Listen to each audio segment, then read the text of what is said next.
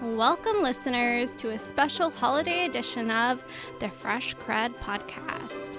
As we celebrate the end of a remarkable year, we're excited to bring you a hand-picked collection of our most captivating episodes. Our holiday bundle, Global Insights and Industry Pioneers, features the stories and insights of extraordinary individuals who have shaped the produce industry in unique ways. From media experts to strategic leaders and global adventurers, each episode unveils a different facet of this dynamic industry. Join us as we embark on a festive journey through tales of innovation, leadership, and passion. Prepare to be inspired and entertained as we revisit some of the most engaging conversations of the past year. Let the journey begin.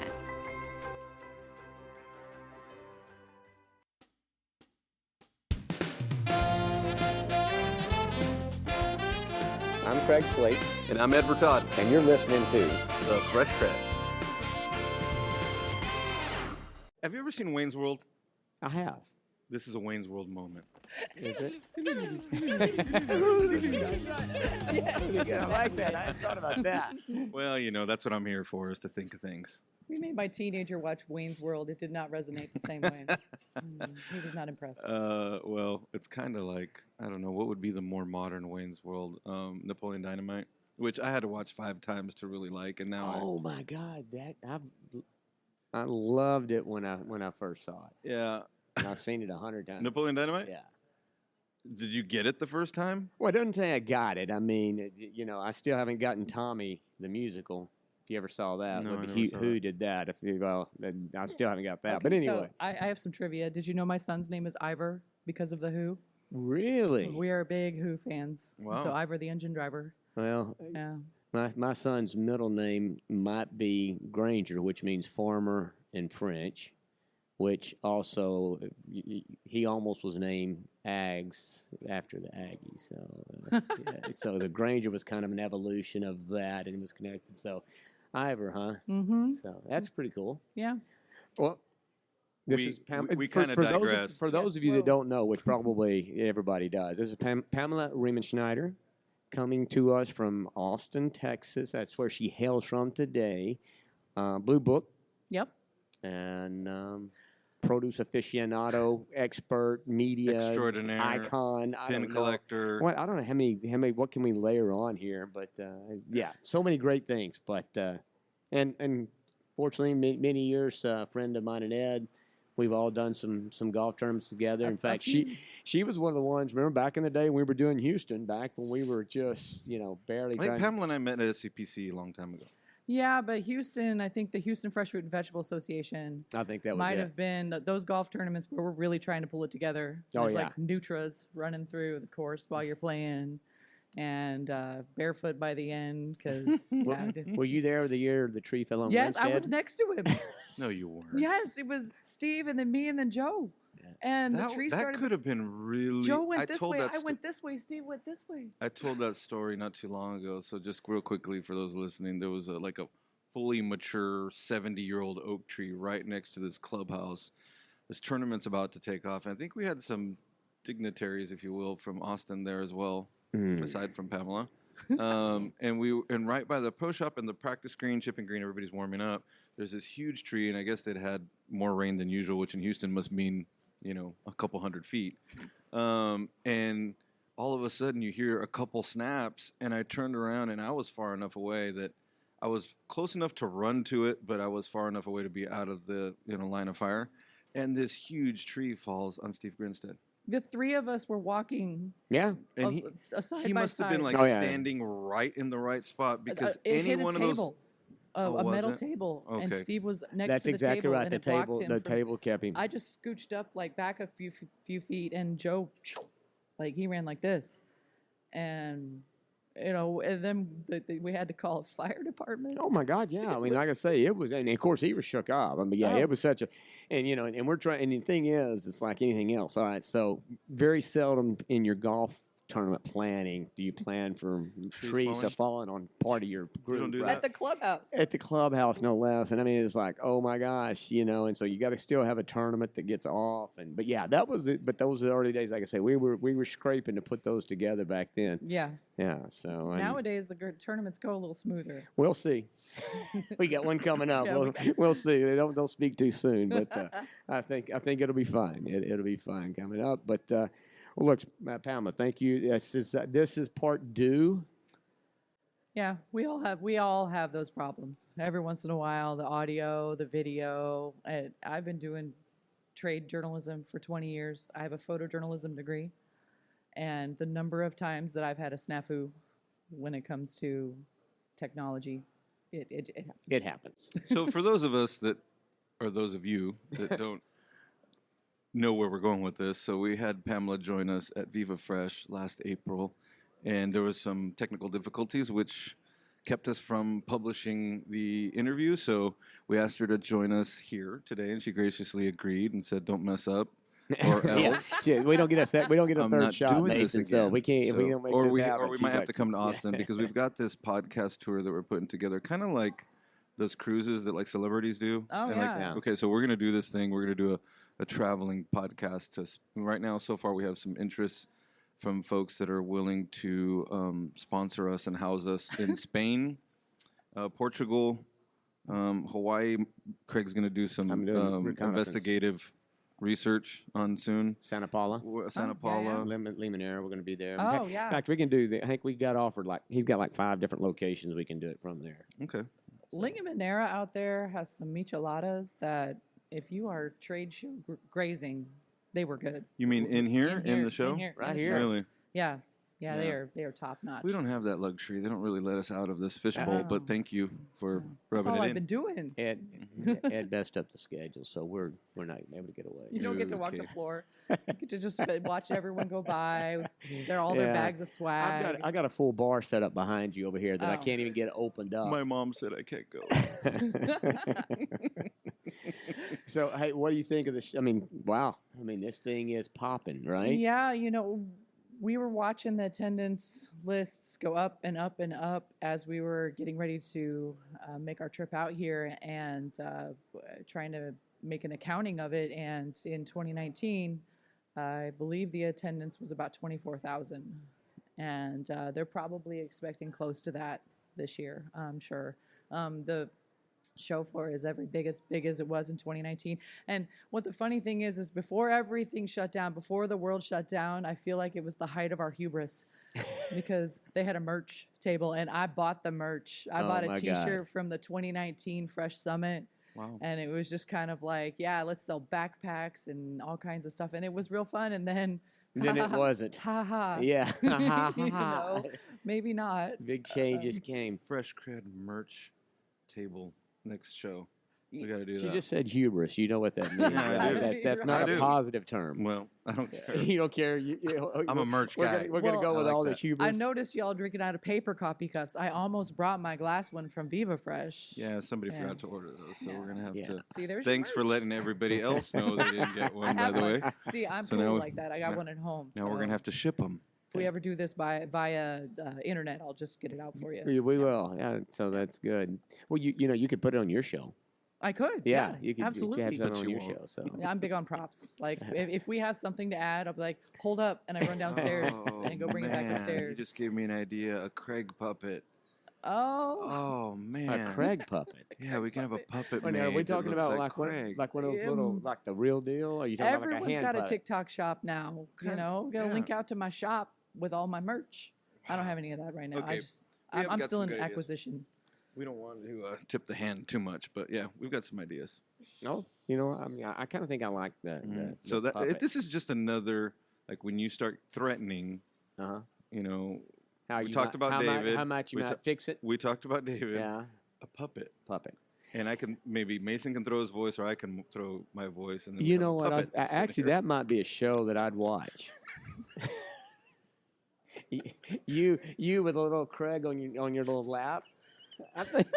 I think we may have something there. The angels and Angel Craig and whatever on your shoulder telling you, yeah, do this and no, do this. Who's your no and who's your yes? Yeah, there you on go. your shoulder. Yeah, So- we're talking about when he's threatening about retiring.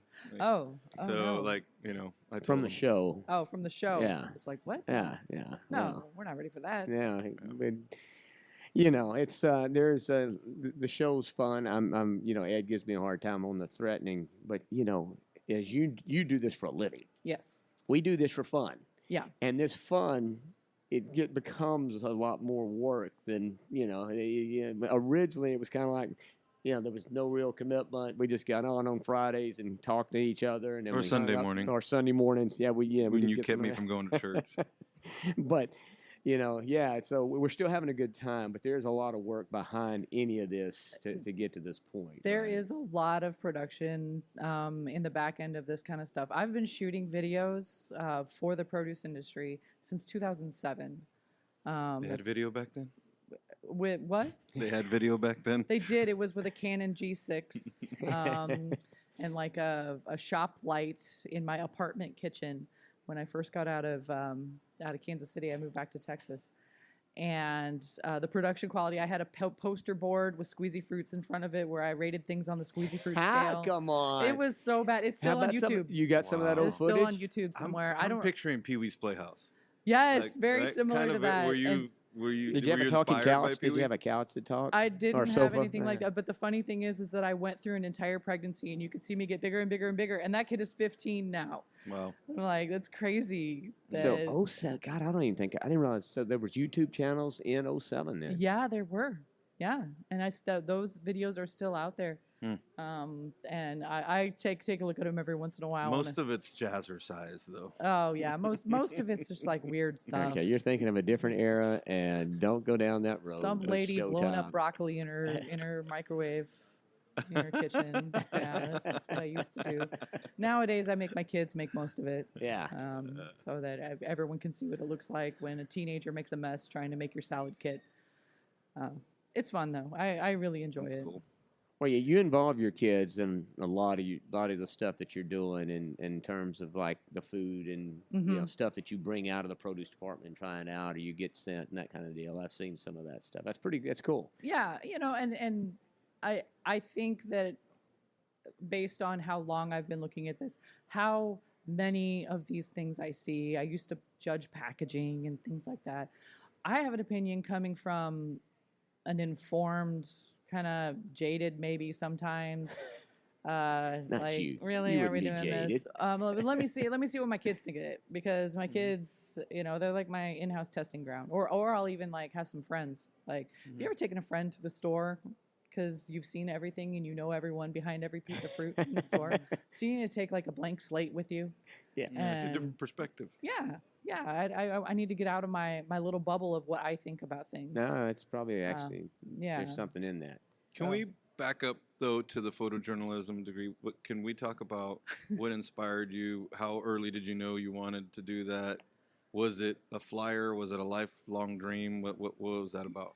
So I grew up in central Missouri, and my grandfather was that grandpa that always had a camera in his hands. He's still with us. He factors into the story later here. But I took a lot of photos in school, and he gave me his Olympus OM1 camera, which is like a really good manual camera. I started taking a lot of pictures in school, and University of Missouri, when I was in high school, was the #1 journalism school in the country. Oh wow. And so it was a yearbook class, newspaper class, that kind of stuff. And I said, I'm going to go to school for photojournalism. Little did I know that I was dumping myself into the deep end of the #1 program, the most competitive program in the country. Yeah. And all these people with, their fancy Japanese cameras around their necks, the Leicas and stuff like that. And here I am, just some girl from Lake of the Ozarks, Missouri.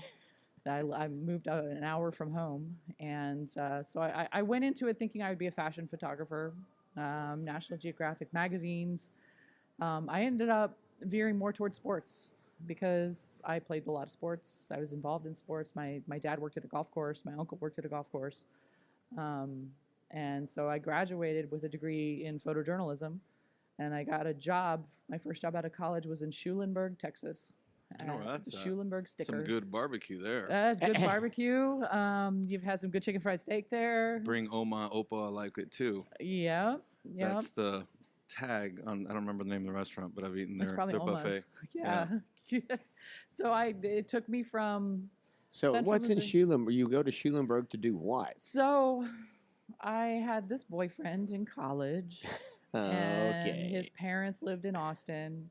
And when we graduated from Mizzou, we were like, where do you want to move? And in 2002, Austin seemed like a great choice.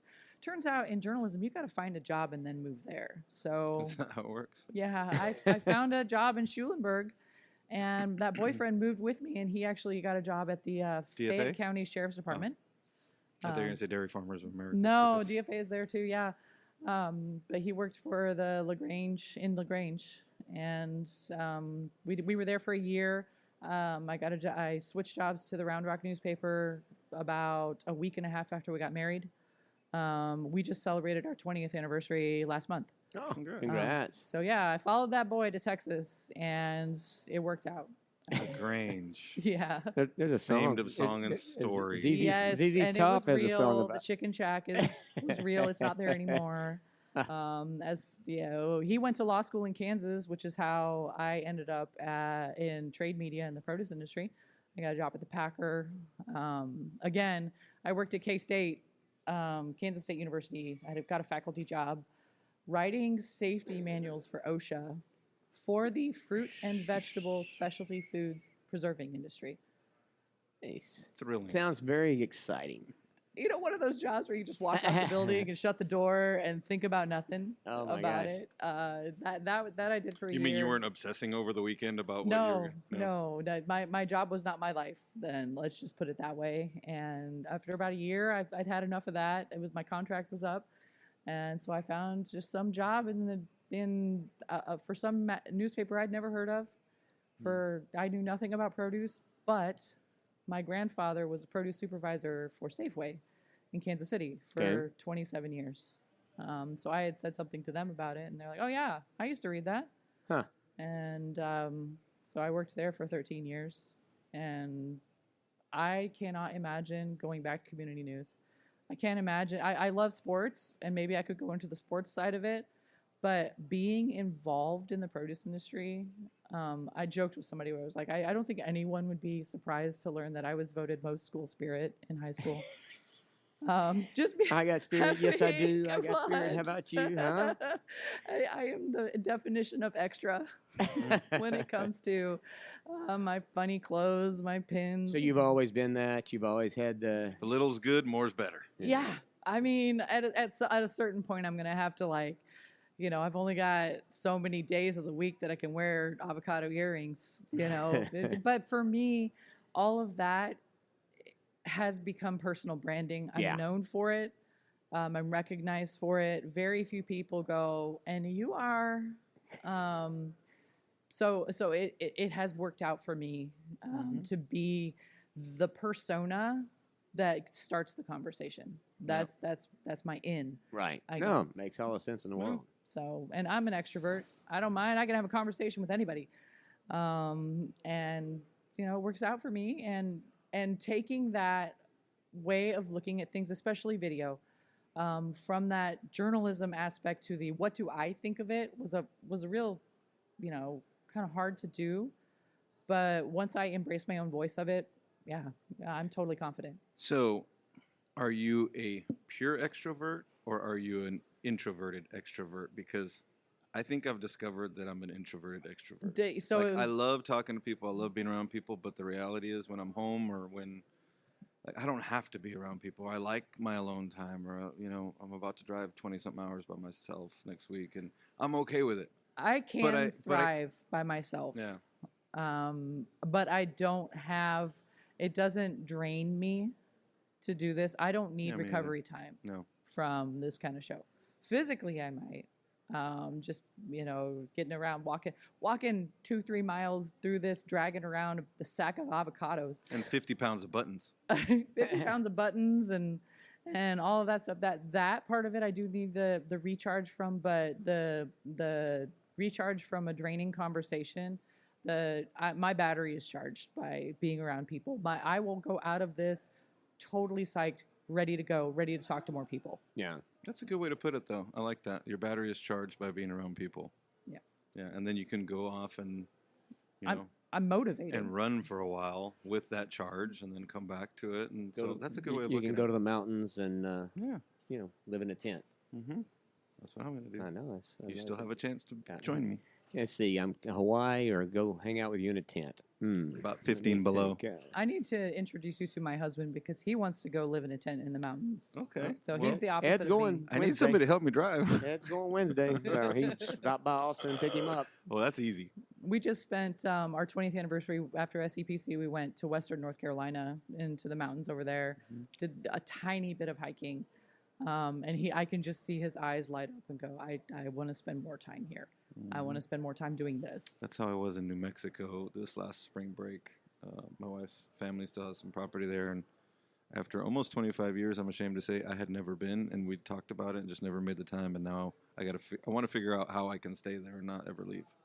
It's just awesome. Yeah. You move and buy a house there. That's how you do that. Well, I know, but it's the what am I going to do? Like Do this. do this Yeah, from this- there? Yeah. I don't even know if they have internet there. Internets. Internets. They got the internets. in Greg and I parts of find it. a way. We find a way Yeah. to make our weekend review work, even when he was in Maine once on a farm, and you can hear the cows and stuff behind him while he's That's trying just to like added one flavor. arm selfie video is with his phone. That's just added flavor. Yeah. It's fun. We do this our video. We do it regardless of As long as it's not vacation. smell-o-vision. No. And he was on the farm. No, we were good. But we find a way, even though I should be on vacation or he should be on vacation, because we do enjoy it. It's one of those things that consistency has helped us a lot. But to your point earlier, I'm like it does take over a lot of time. Yeah.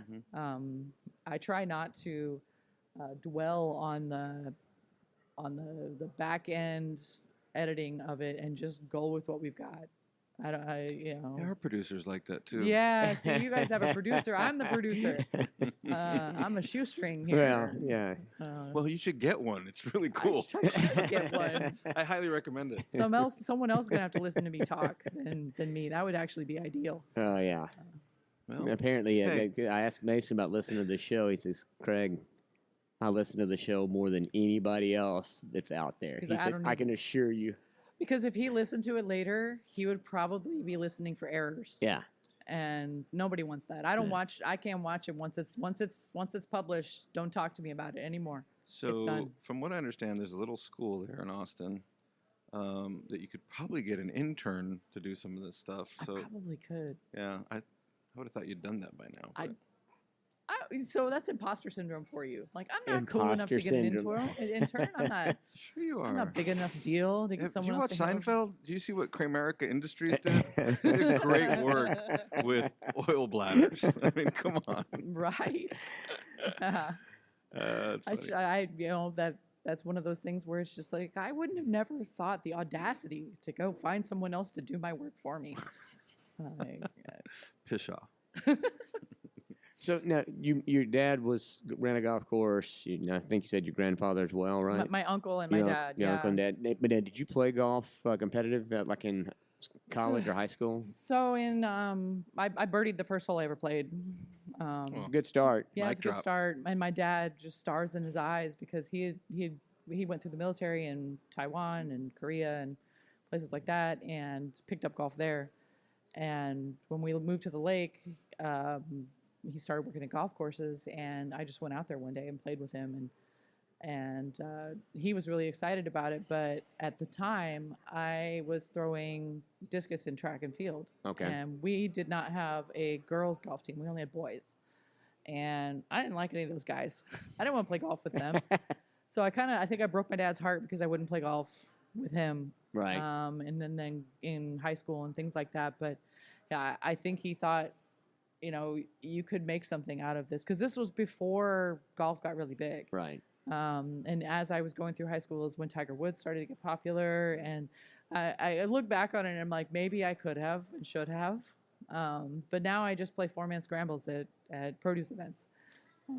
When sometimes you don't even do those. I know, You know, you I find know. yourself doing your media stuff or whatever and skipping the golf out and working instead. But, well, I will tell you as a father and mother, father, whatever, teach your kids how to play golf because it will be something you can do for the rest, for the rest of your time with them and family. It's a great game. So. Yeah, I used to play with my dad a lot. He passed away in 2018.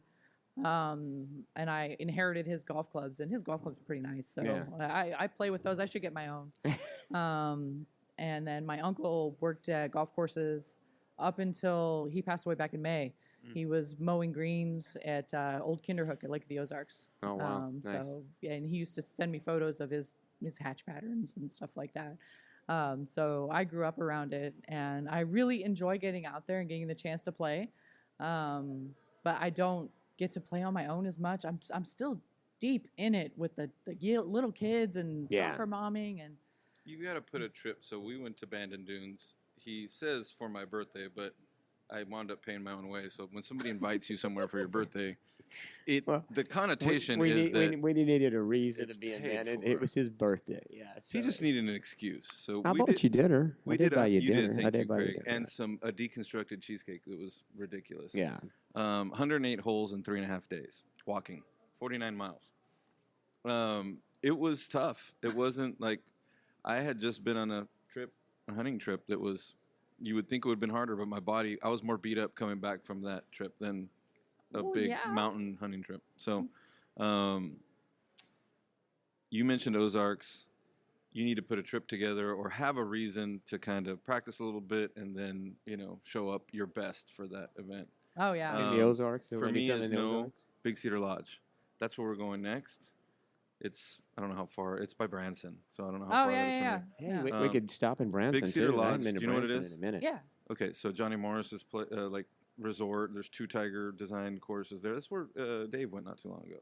Jaeger went there? It's like a resort. It's like Cabela's and Bass Pro Shops had a baby, and it was a resort.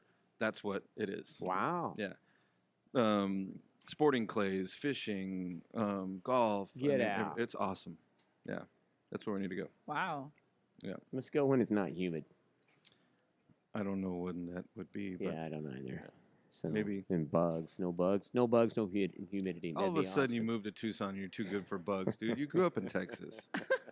Do you know what a whistle wastle is? I tell you what, it will make you soft. That will for sure. It makes you soft, man. Yeah, I lived in the desert too, but I know, and I can't understand why you haven't come back. I mean, you got to go to. Well, because you're there. Okay, thanks. All right, but Pamela. seriously. But seriously, what? What do you? What part were you not serious about in there? We're getting the hindsight. Somebody's what? No, we're behind. Yeah. So have we talked about the show at all? No, we haven't talked about it. We'll have to. We'll cover that with Kathy when we hit her at the end of this. No, we want to know about you. Like I say, and that's ideally, a few nuggets came out of that. Your journey, and a lot of people didn't know that. Certainly didn't know about your golf history and all that kind of stuff. So. Yeah, I'm happy to share. I one of those people that I walk out of a conversation and realize I'm an oversharer.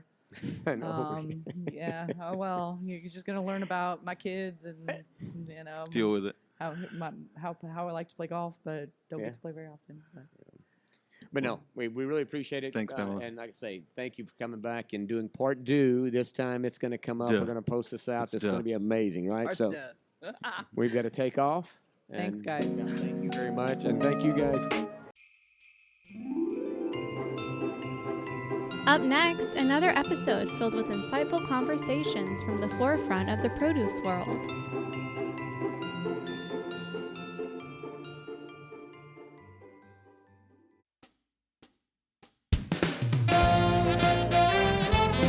I'm Craig Slate. And I'm Edward Todd. And you're listening to The Fresh CrEd. Welcome back, folks. Thanks for being here with us on The Fresh CrEd, live from the International Fresh Produce Association Global Produce and Floral Show. So if you've joined us earlier today, you obviously have gotten to enjoy some of our great guests and partners. Here with us now is another great guest and partner, and that is David Figliola, Business Unit Director at HEB. Welcome, David. Thank you. Thanks for being with us. Thanks for having me. Well, we were talking about the goings-on of the show, so maybe we can start with that, or what's your Yeah. what's your impression so far? Yeah, I mean, it's been really, really good for me in this role now. It's a little bit different because I'm not necessarily tied to categories anymore. So last year was the first show that I was at where I wasn't tied to categories, and it was really awkward because I didn't really know what my place was. This year, still in the same role, but having more strategic conversations, kind of high level with our strategic suppliers, it's been a little bit better for me, and the show's been great. I mean, it seems like yesterday especially was extremely crowded. So they've got a good turnout. So let's back into talk a little bit about what role you were in. So HEB, did you? HEB. I don't think you mentioned He that. did. I mentioned HEB. Okay, and so what role were you in? What are you doing now? And what was the difference? So I was a BDM for HEB for 10 years. Mhm. A BDM in the real world is basically a category director. Okay. So I had the responsibility of the strategic vision for the categories that I was assigned, which was berries, apples, and pears. And that was pretty much my entire career with HEB. I had bananas for a while. I had mushrooms for a long time. But predominantly the items that took up my time were berries and apples and pears. And it's great categories. Berries, obviously, with the volatility, keeps you going, keeps the energy going. Apples and pears, there's a lot of long-term vision with that, a lot of strategy, a lot of working with suppliers to kind of develop varieties that are gonna carry the category into the future. So that was my role. And then in April of last year, I was promoted to business unit director, which is director. We have two of us, actually. The department was split up into two to support the amount of growth that we've seen, especially the last 4 or 5 years, and the amount of partners that we have that are supporting produce procurement, which has grown probably 3 times since 2019. Wow. So I've got the responsibility of 5 BDMs now, and Right. all of their buyers underneath them, as well as BDAs. So. Yeah. So you're not focused or bound by those categories, but you're now open to everything. Exactly. Yeah. Right. So it's been really fun to be here and meet categories and suppliers that I haven't been exposed to in my 10 years at HEB. That's awesome. That's awesome. So born and raised in San Antonio? No, born Okay. in St. Louis, Missouri. Man, Yes, Cardinals. We're learning things today. Two Yeah. Midwesterns. I just assumed Texas. No, I was born in St. Louis. I did move to Houston when I was a freshman in high school. I won't say when that was. Oh, come a on. long time ago. I mean, No. It's not that long I'm ago, 50 buddy. I'm 55. It was a long time ago. Yeah. Oh So my God! it was- See, how can I not look You're this really good? I'm 55? 57. You look I like think you're we look 42, exactly the man, same. bro. No. I'm telling you right now. Oh my God! You Now I really wear feel well. I'm no longer feel good about myself. I mean, we should feel all good about ourselves. You- See, it's the you amount of look produce that we man, eat. You that look keeps us- seriously. You look young. I appreciate it. Impromptu push-up contest right now. No. So it's got good skincare. Oh, thank you. Yeah, it's nice. Yeah, it's, very well done. Oil So- Valet. I recommend it for everybody. Yeah. Sorry, I interrupted. No Good job. worries. So I moved to Houston to live with my dad in the early '80s, and that's where I graduated high school, and then went into the Army after that, and then went back to Texas to go to college, Sam Houston, and then started my career back in St. Louis. Actually, I went back to St. Louis where I started my career All in the right. produce industry. Yeah, So Houston, what part? in Magnolia. Yep. We just opened another store there last year, maybe a Well, little over a year back ago. then, there was a big Yeah. gap between Houston and Yeah. Magnolia. Magnolia didn't get considered Houston in those days. No, It was, Magnolia. We were just a little 3A. Now they got 2 5A schools, maybe even 6A. I don't know. Maybe No. they're 6A. Yeah. Yeah, no, I believe it's same as I know. I did 2 different stints in Houston. Okay. Now, and I've lived at a couple different places. I can't say it's my favorite. Now, people are great. The food's amazing. But, man, And plenty to do. the traffic. There's plenty to do. Yeah, but the traffic and the weather there, Yeah. the humidity, it's just. No, it's- It's you can't. I mean, it's, I do love Houston. I do love St. Louis. San Antonio's where home is now. We've been there 10 years, and It is really good. San Antonio is really a big city with a small town feel, and it's really good. It's a great place to be. Yeah. So. San Antonio reminds me a little bit of Tucson, which is where I'm at now. Okay. Right, and it's kind of the same thing. It's like a small town. I mean, it's a city, big city, but it's got that small town feel to it for sure. Yeah. And it's a little quirky like Austin, though. It's different in that respect. Yeah, we don't have the quirk. Yeah. We let the quirk go to Austin. Yeah. San Antonio keeps it real. Yeah. Minus the quirk. Yeah. So when you're in St. Louis, is that when you started with Robinson? Or? Yes. Okay. Yep. I actually, out of Sam Houston State, I found C.H. Robinson.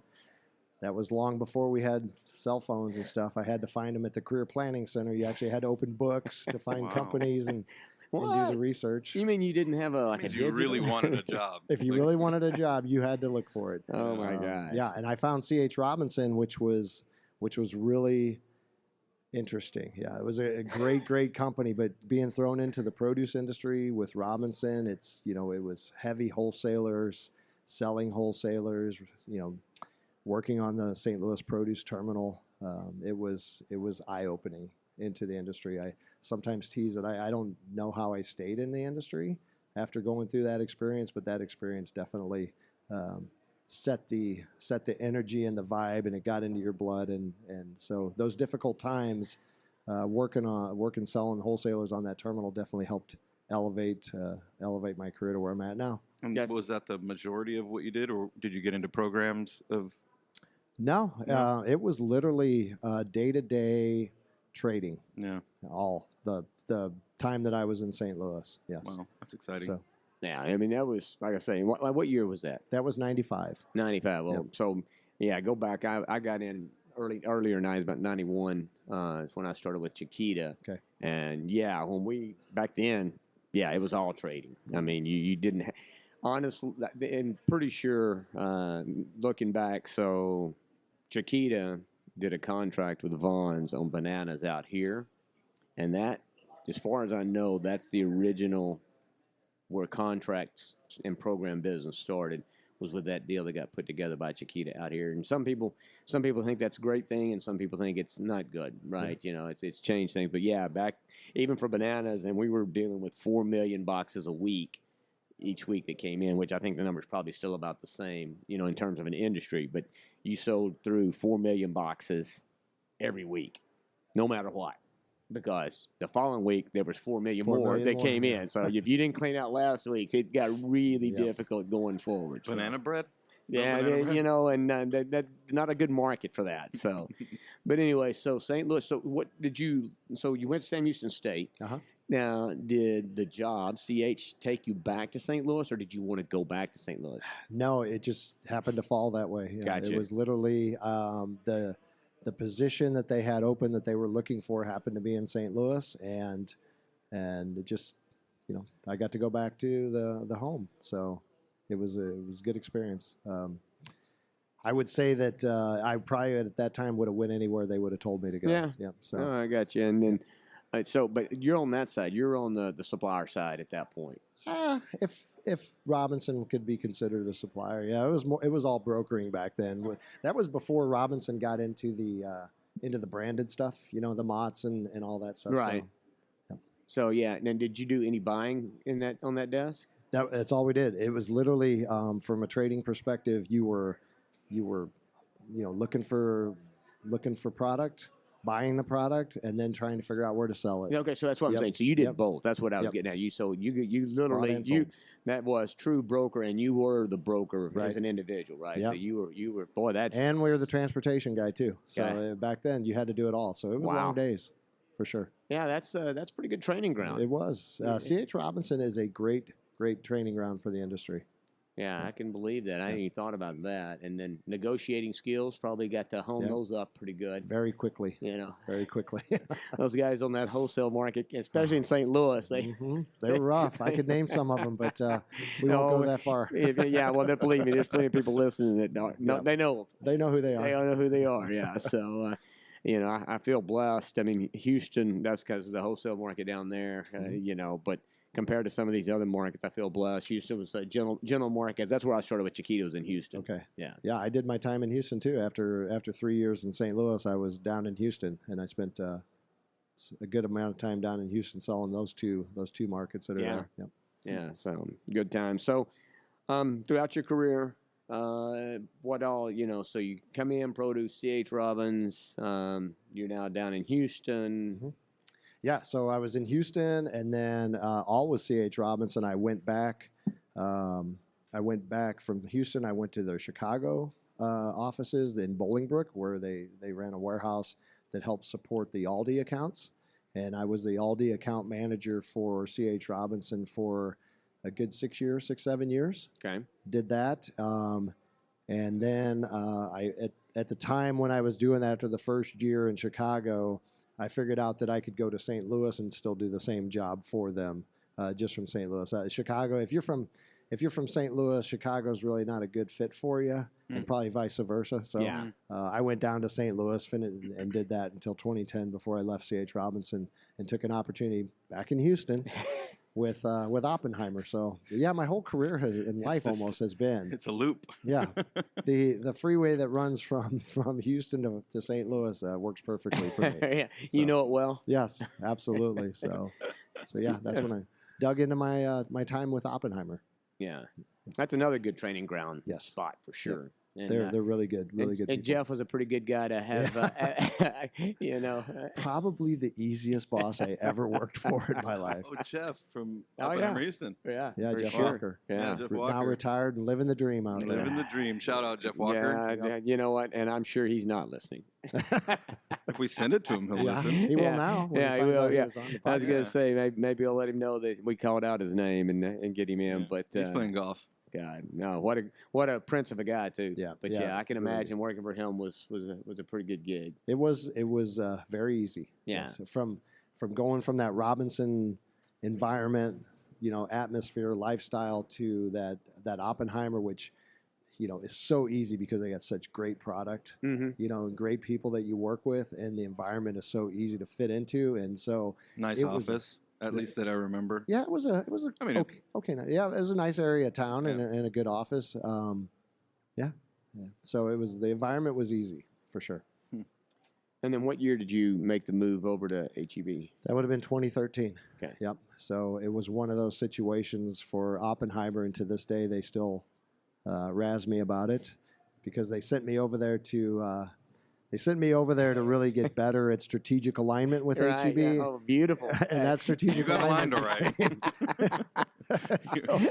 Yeah, so they recruited me. The leaders at the time recruited me over to come, help out at HEB, and it was a tough decision because that environment I was in Houston with Jeff was pretty. I wouldn't say laxed, but I did very well there, and so Well, making that. Hugh Topper's a pretty relaxed guy. I'm sorry. Hugh Topper, he's a pretty relaxed guy. Oh, that's not. Yes, actually, he is very relaxed. Yeah, Hugh will keep you going, Yes. as would Roger. Yeah, at the time, yeah, yes. Roger as well. Yeah. Both of those guys. Absolutely. I know them and knew them for a long time, and I knew some of the guys that trained them up. They were their predecessors were pretty tough characters Yeah. as well. I had a few dealings with some of those guys. So You get to have a few dealing with those guys. Yep. Yeah. Yeah. No, they were. They brought me into the retail side.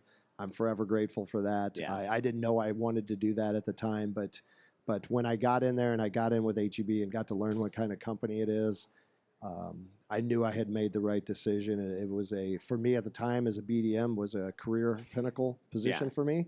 And I loved my time. I love my time with HEB. It's such a phenomenal organization, and I couldn't ask for better.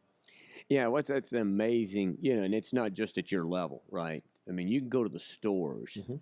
And you'll get that same kind of feedback, and they've got the 26 years on their badge and that Right. kind of stuff. What do you think it is that drives that? I mean, culturally, that's got to be. I mean, it's got to be just a culture set, right? It starts at the top. Yeah. Our top leaders at HEB are all sending the same message. They're treating every partner's treated the same. Nobody's. There's hierarchy, obviously, Sure, but it has to everybody be. feels like they feel like they are owners in the organization, and that's why we call them partners. Everybody does matter within HEB. Everybody makes a difference, and everybody feels like they're an owner. And the direct lines of communication that you have with everybody within the organization makes you feel like you're part of something big and you're helping contribute to the success of the company. So that's internal. Mm-hmm. What is your slant on the, I say it all the time, cult following from a customer perspective? Yeah, I think that is everything that we do is either geared towards our partners or our customers. And so, when you go into our stores, everything is designed to make sure that customer feels like they are in an environment that's supportive of them. So it's from the products that they want, the environment that they want, anything that they could want from product to customer service to I don't know, you name it. We don't want them to feel like they're missing out on anything. So we try and cater to every customer in Texas, and we try to cater to every one of their needs. And that's, I think, the products that we bring to the table, the way that we bring them to the table, and the quality of product that we bring to the table for our customers really helps solidify that kind of cult following that we have in Texas, or that feeling that loyalty. That loyalty, yeah. They trust HEB. I thought of my grandfather because he lived to 98, I believe it was. In the last years of his life, his HEB was 2 blocks from his house, and he could walk there, and you would never get him to go anywhere else. There was the loyalty and comfort level and everything you just talked about, kind of all wrapped into one. And there's, like that story, I would venture to say thousands of, not hundreds of thousands. Yes. Yep. I mean, look at when we went into Frisco last year. Oh yeah. It was a big undertaking, and it was something that, we had talked about as a company for years and years and years, and we finally did it. And we were really nervous because we didn't know how well we were going to do. But when you had 1,500 people lined up at the front of the store the morning that we opened, that's when it got real. And it was weeks of that. Yes. I mean, you guys, that store, it was, have you been into any of the new stores in Dallas? Not yet. So I'm waiting for the Alliance store because it's right near my mom's house. I got you. She's really excited. Next. She's from South Texas or Southwest Texas, and so she's counting the days. Yeah. And so she's asked me, "Hey, are you going to come up for that grand opening?" Well, you better get her get her an early ticket. Hit David up for a frontline ticket for your We'll mom. bring you into the store, and we'll have you work in that store for the week at Grand Over. There you go. I would love to. Help have you working. Yeah. He said working, Ed. Did you hear that part? Hey, you're not listening. I'm a beast with a pallet jack. Just wait and see. Yeah, and Forklift I think that's what they certified. don't need. They don't need a beast with a pallet jack. I'm forklift certified, CDL, Oh, you know, that's right. whole 9 yards, buddy. You got all that? Man, You're ready. I've worked. We're ready to have you. You need to bring him in. I've I worked- want to see. I I've want to worked video for a that. I'm living. gonna It do hasn't the been podcast my whole life. I want to buddy. see Ed not in a tie. Actually doing some work. Yeah. I mean, I don't think I've ever seen Ed not in a tie. I haven't either. I've never seen him This will work be new. either. This will be. This is going to be awesome. All right. Okay, so Yeah, where were April. we with April. So yeah, we do have to get towards the close and anything, but just along your journey, and like I say, and the success that you've had, I mean, a lot of different ways. Any one or two, what would you say? I mean, what kind of key ingredients or things that you would say that's really made a difference for you? For me, it's really about leadership and people that you run into or work for in your careers. I can go back and name, from Scott Wessel, who I started working for back in 1994, and the drive that he helped me develop, from him and his leadership skills to going forward to Todd Burnett, who's still with C.H. Robinson, and the things that he taught me and the development he helped, provide for me. And now just within HEB and the folks that we have leading us and my boss, Anna, you gotta take all your leaders and take the best thing away from each one of them to help develop yourself and your own leadership style and what you bring to the table. And so that's, I think, my development in produce throughout the years and working for really, really good leaders has helped me set up my own leadership style that I'm now taking to the partners that report to me, that work for me, or as I say, as I support them. So what I'm doing now in my role is really hoping to set up somebody else in our department to be in my position and start carrying that forward as I look to the next 9-10 years to possibly retire, head off into the sunset. But you definitely want to leave a legacy, and Yeah. a legacy that you leave would be, helping somebody else develop their own leadership style that you could impact and that they can carry forward. So, yeah. Wow, that's super well put. Yeah, I think so. Yeah, and and it just comes back that recurring theme. Laura talked about it, now David's talked about it. It's really the people, and particularly the leaders. That, and then I could tell you the same thing. I know 2 or 3 people that's made huge difference in my life, and it's not necessarily just people that you work for. It's just people that that give you that leadership. They help show you the way. They give you a little bit of path, whether it's mentors or just great examples of how to live and how to be. So, yeah, definitely the people and being fortunate enough to have those folks in your life. Not everybody's fortunate to have good leaders in their careers, and so when you have one and you recognize that person is a good leader, then you really want to sidle up to them and kind of absorb everything that they're doing and spend a lot of time with them and start to take that forward with you. So very cool, very cool. Well, Eddie B, what do you think? Anything? I mean, I could go on. I've got more questions, but again, we'll need a part 2. We finished most of these with a part 2 coming up. Yeah. I'll be here. Let me know. Yeah, for sure. Well, you want to be part of our tour. We're now putting together a global we're in tour. Spain, Santa Paula. When do you go to Hawaii? When is Portugal. that? Costa Rica. Actually, I'm leaving Friday. We just need a Yeah, well, he's going to scout. He's going to scout the area. Okay.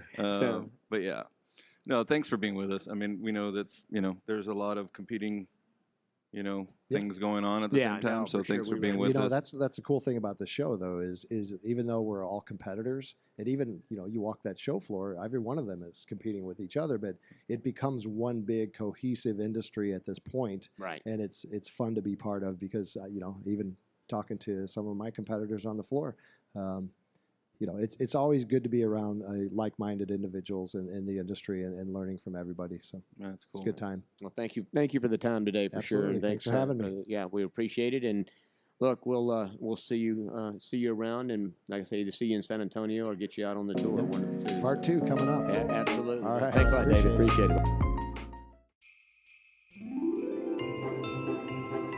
Up next, another episode filled with insightful conversations from the forefront of the produce world.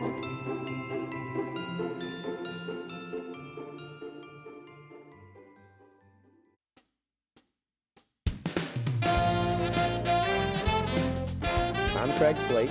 And I'm Edward Todd. And you're listening to The Fresh CrEd.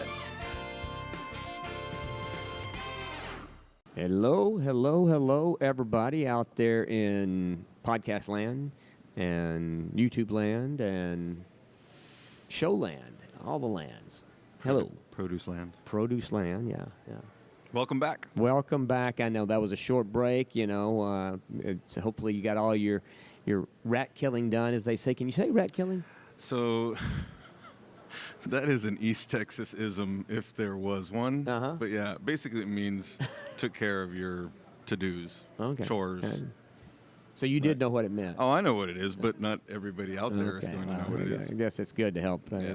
I thought that was fairly common. But anyway, look, we are super excited for our next guest coming up. Ms. Laura Himes is here to join us today. Laura hails from, I guess, Bentonville, Arkansas now. That's originally from Kansas. Okay, so she didn't start in Bentonville, but she has now found herself there. She is Vice President of Global Sourcing. Is that correct? For produce. For produce. In Walmart. Yeah, and then you are also are you the current chair or past chair for? I just became past chair yesterday. Okay. Of the IFPA board. IFPA. So what is that? Is that a 2-year term? It's actually a 3-year commitment between being a chair-elect chair and the past chair. So chair is just 1 year, but then it's 3-year commitment on the board. Gotcha. And then so for Laura now, we're going to get her background and get her history. But she and I first came to know Laura when we were at Chiquita. It was probably not as far back for her, but it was a lifetime back for me. No, it's pretty far for me too. It's funny how I always used to. I've always saying that I'm working in the industry for like 25 years, and then I actually did the math, and it was like, it's 35 years now. So I think I need to update my math a little bit. No, I'm with you. I started I'm the same way. You know, I just stopped at like 20, 25. Yeah, I've been doing this about 20, 25 years. That's what I say. 20, 25 years. It was like, I don't think I want to admit it's 35 Maybe it's years. a Kansas thing, because like Wizard of Oz, didn't she travel back in time? Or Yeah, that's right. Yeah, that's there you go. what part of Kansas, by the way? I'm sorry. Lawrence. In Rock Lawrence? Chalk Jayhawk, KU. Okay. I didn't go to right. KU. I grew No? up in Lawrence, and my father's a professor there for 40 years, and loved Lawrence. My parents still live there and everything. So I feel very affiliated with KU, even though I actually didn't go there. But that's where I grew up in Lawrence, Kansas. So that begs the question: where did you go? So I did my undergraduate in Pomona College, actually not too far from where we're sitting right here. It's in Claremont, California. It's one of the Claremont colleges, small liberal arts college. And I thought I was going to do biology, marine biology, but I ended up being anthropology. of all Okay. things. So it was a great degree because it let me study abroad for a year, and went to Greece and archaeological dig, and I did another 6 months in Nepal and lived with a family and in the Himalayas, and it was Wow. fantastic. Yeah, it was really cool. It was really neat. Okay, well, I got a lot to unpack from just that little snippet we got there. I mean, so wow. So, why the heck did you give all that up? Well, it's. I mean, produce is great, but come on. Yeah, it's funny because I think there was something about just the traveling and that international experience that made me want to study international. Yeah. Leaving Pomona College, actually, I was thinking to be a lawyer, and I went to New York City and worked with a big law firm called Skadden Arps in New Okay. York City as a paralegal, and that was crazy. Working, it's like a sweatshop, working like crazy hours, and decided I didn't want to be a lawyer after that experience. But just I had one case where we were defending a company in Puerto Rico. So I spent a lot of time in Puerto Rico on the case, and Puerto Rico, even though it's not definitely an international country or anything, but it gave me that kind of international flair and the Latin flair, and I just thought there was something about the international experiences that I had that I absolutely loved, and that's when I said, no, I want to do something international. And I didn't know what it was, but I thought, well, I'm going to go. I didn't have a language yet. I took French and I took German in school, but I wasn't really fluent in anything. And I thought, well, I want to learn Spanish. Okay. So I moved to Costa Rica. I left my job in New York, and I just said, I'm going to pack my bags. I'm going to move to Costa Rica, and I'm going to learn Spanish. So That's commitment. That's I flew down there, and this was obviously a long time ago, and there were no cell phones, there was nothing, and I flew down there, I was in the airport, got to a pay phone, thought, okay, I got to sleep someplace tonight, so... Wait a second. What are you talking about? I had like a Costa Rica, one of those Costa Rica guidebooks, like opened it up, say, okay, here's a hotel, let me call them, see if they have any room. Had very basic Spanish. And so I said, they had room, and so then I said, okay, I'll take a taxi there. Ended up staying in a not very nice hotel and not very nice location. But the price was probably right. Yeah, the price was right. That's right. And then just signed up for one of those, learning Spanish in a foreign country type programs, and lived with a family and start learning Spanish, and loved it, and ended up working with the American Chamber of Commerce down there, and that was tough because my Spanish was so rough, and I remember every time that phone rang and I had to like lift up that receiver, and I just knew it was going to be blah, blah, blah, on the other side. Right. I'm like, oh my God, what did they just say? It was so rough. But it's like one of those situations where you have to put yourself in that situation to learn it. To learn, to Yeah. grow, to do something. And so ended up living in Costa Rica for about a year and a half. And through the Chamber of Commerce, I met a lot of So what year is businessmen. this? About what? Oh, this was 90, Okay. 1990. 90s, okay. Yeah, which in my mind isn't very far away, but it's ancient. My daughter was like, what is that, the like Stone Ages or something? So ended up staying there for a little bit, and then met a bunch of people through the Chamber of Commerce that went to a school called Thunderbird, which is the American Graduate School of International Management in Phoenix, Arizona. Yep. Learned a lot about that school and thought, wow, that's really cool. That's what I want to do, study business, international business. So ended up leaving Costa Rica and going to school there. And then I got my master's degree in international management at Thunderbird. All right, I got to go back. Yeah. So this trip to Costa Rica. So I mean, even back in the late '80s, they had ways to book rooms before you actually got there. I was there. I know they did, right? And so did you just like wake up and say, "Mom, Dad, I'm going to"? Did you even tell your parents? No, I did. Okay. I did. I told them that what I was doing. Yeah. They thought it was a little bit crazy because here I had a really nice paying job at a big law firm living in New York City. Yeah. And I know now that I'm a mom and that's where I'm going. And with I have all- kids almost that age, I probably would freak out. And I think they probably did. But what was really nice is they just let me live my life. Yeah. You know, they said, okay, be careful. Yeah. You know, this is a young woman going to Costa Rica. Don't know very much Spanish. I took like a basic Berlitz course before just to have the basics. And I would be freaked out if I were my parents for sure. And I remember, I specifically remember sitting on the floor like the night before I was leaving. So I think I sold all my stuff, or I had my suitcase or whatever, and sitting on the floor and just thinking, what am I doing? This is what am I doing? And just like so scared. It was scary, especially when I got there and I didn't know where I was going to stay. But like in those days, we didn't have the internet. I mean, if you're going to book a place, you got to call, right? So it's be a long distance phone call, trying to. They won't spend the money on that. I know exactly. So it's like to save myself $5. I might not know where I'm staying, but there's a lot of beach, right? Yeah. In Costa Rica. It was. You figure it out, and it was a great experience. It was tough. It was hard, even. It's very lonely because when I went down there, of course, I didn't know anyone. Right. I didn't know what to do, and taking long walks and going to museums and, trying to learn the language. But sometimes you just have to put yourself in those situations. And for anyone who wants to learn another language, you got to go to the country. Yeah. And you got to Full immersion. Yes, full immersion. Because anything you do in school, you don't remember anything. So. Well, until you're forced to actually have to communicate too, Yes. right? Yes. Get food. Exactly. But yours was full immersion meets a lifetime adventure. It is. An adventure of a lifetime, I should say. I mean, that's a pretty impressive story.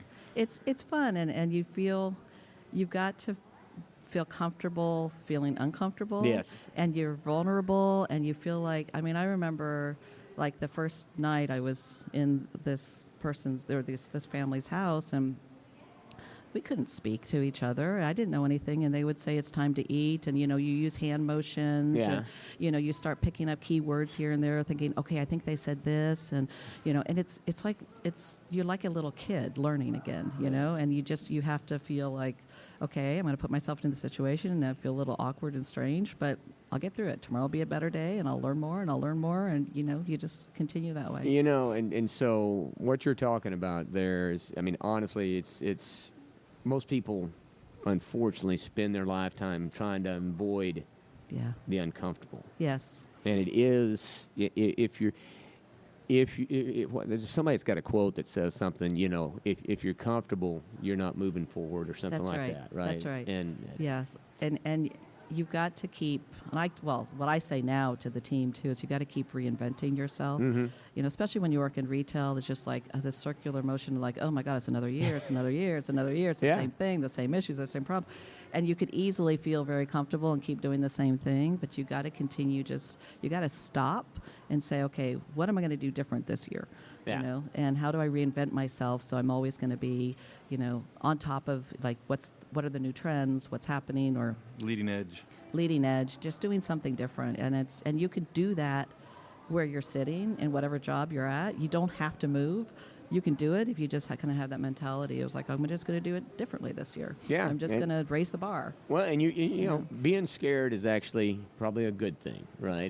Being like you say, uncomfortable, scared, all that kind of stuff. We weren't born podcasters. No, that's and there was we took a somewhat of a leap. It's kind of worked out, I guess you could say. It wasn't going to Costa Somebody Rica. likes us. It wasn't Costa Rica. It wasn't Costa Rica, but somebody likes us enough to have us But these no, there things. is that, and then there was certainly when we originally were doing it was like, what are you talking about? Yeah. Are you guys crazy? You know, in fact, Yeah. actually, that was already established in my case. I was already in the. Yeah. Nobody was that surprised. I'm already kind of crazy anyway. But Well, you have to worry about those people, right? I mean, it's typically when you get those responses, that's at this point I kind of just stay away from those people because they just. I mean, Yeah. I just don't have time to explain it. yeah, right. Right.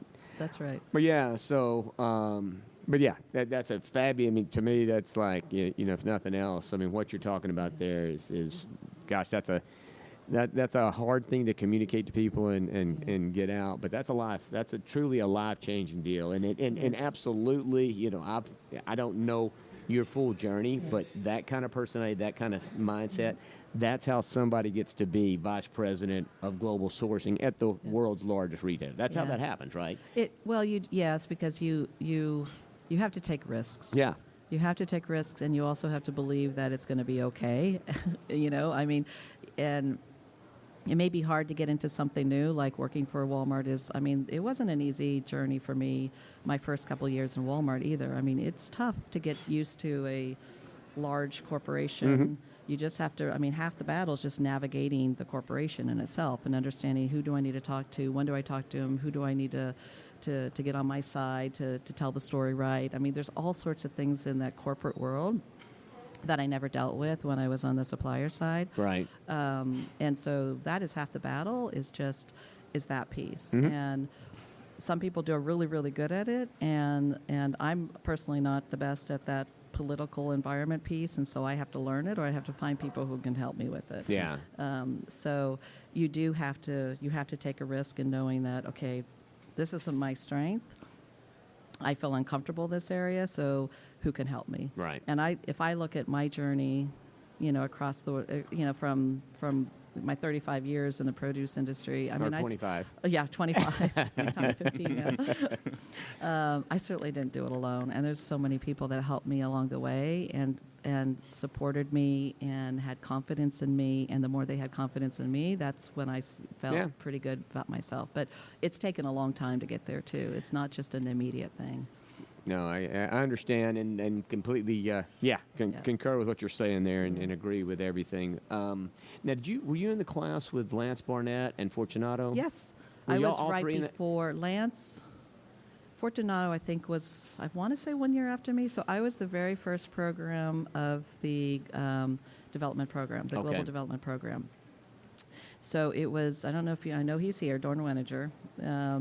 He's the one that started recruiting at Thunderbird for the Global Development Program that Chiquita started. I did not know that. Yes, and he's actually a Thunderbird alum too. So he graduated a year before me. So that's why I think he was instrumental in saying, Chiquita, go to Thunderbird and start recruiting. So Dorn helped, he recruited me into Chiquita. Dorn's been highly instrumental in my whole life.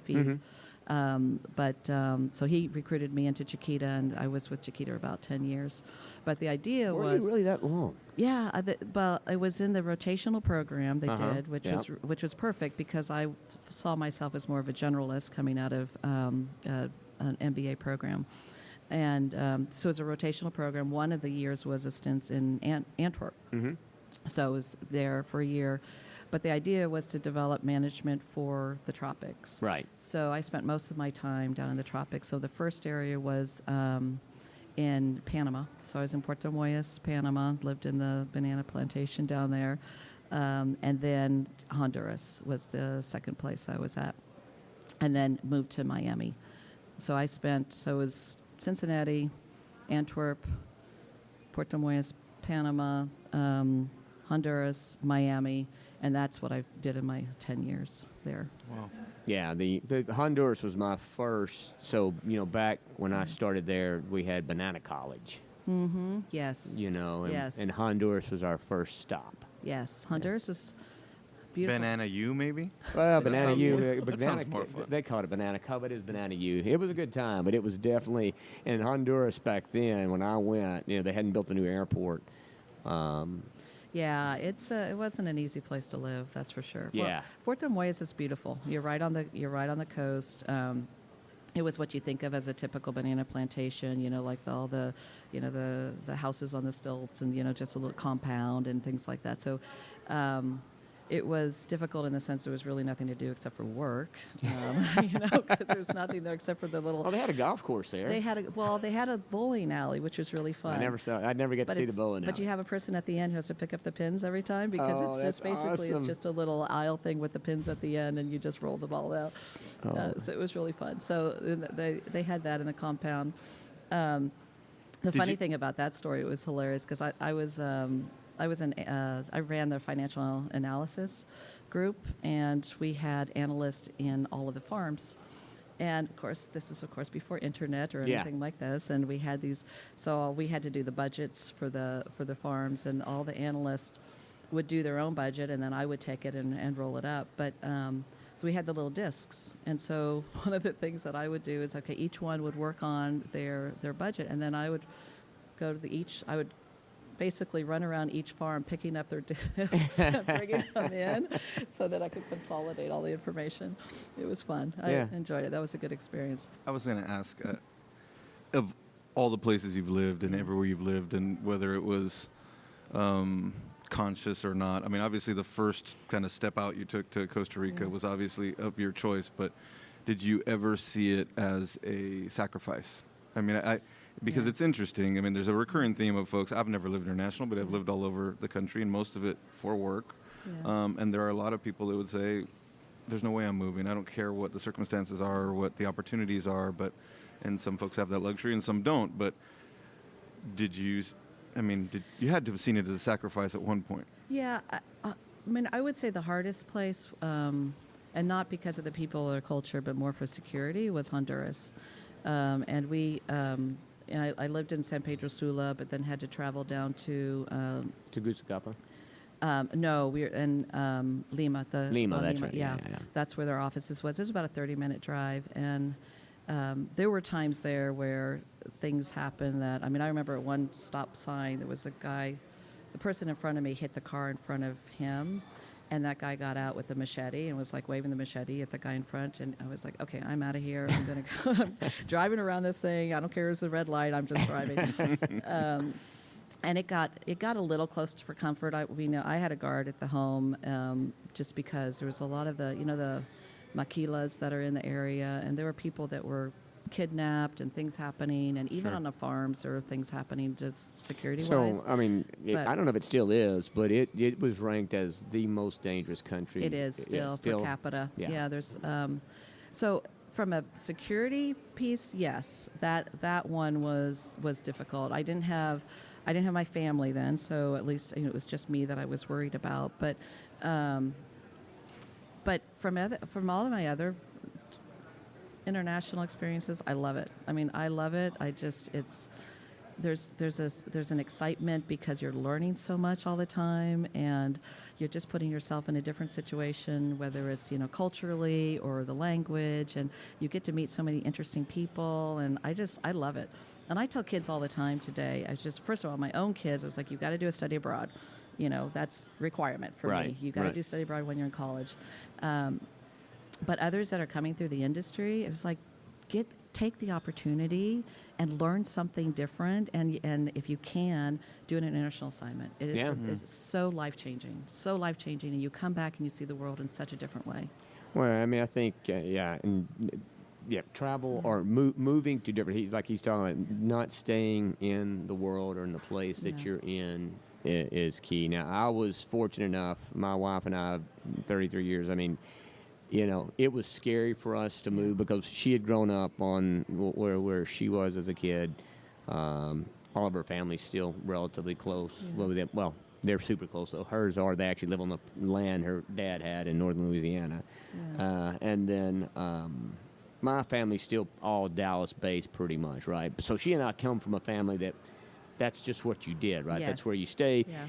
And so when we left, it was a scary time, but I will tell you right now, for all the parts of the United States that I've gotten to live in, wouldn't change it, for the world, because like you say, you get a perspective. And there's still a part of me. At some point, I want to live abroad, Yeah. even at this old age that I'm at. You know what? I mean, It is so cool. It is such a cool experience. Yeah. And obviously, there's things that are difficult, and the one that Portugal was probably, that was the most recent place that I've lived with Driscolls.